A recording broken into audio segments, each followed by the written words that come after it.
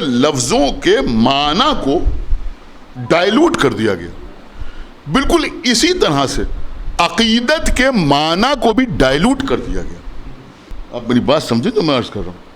آپ عقیدت کا مطلب کیا سمجھتے ہیں؟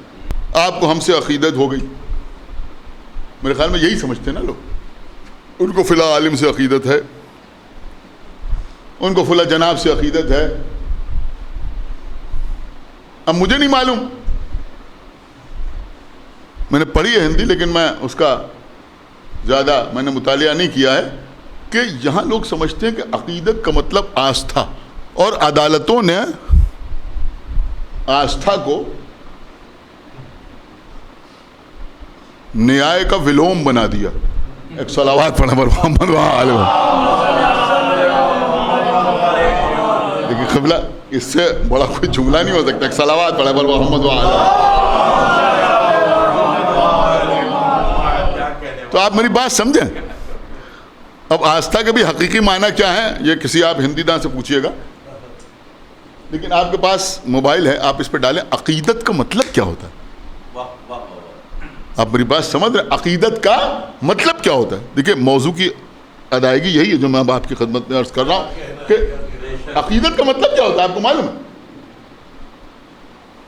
عقیدت کا مطلب ہے عقیدہ. یہ الگ الگ نہیں ہے.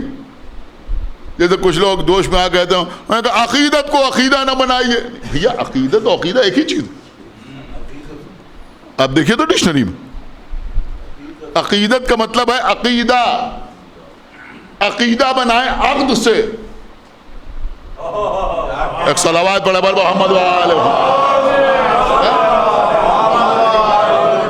عقد کا مطلب ہوتا ہے جوڑنا. سمجھ رہے ہیں؟ عقد کا مطلب ہوتا ہے جوڑنا. بہت توجہ آپ حضرات کی چاہتا ہوں. تو یہ عقیدت کا مطلب ہے عقیدہ.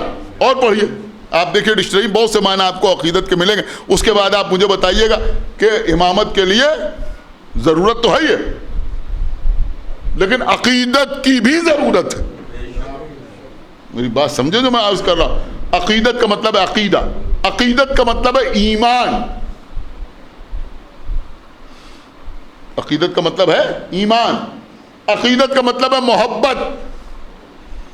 عقیدت کا مطلب ہے پیار. یہ سب کچھ عقیدت کے معنی.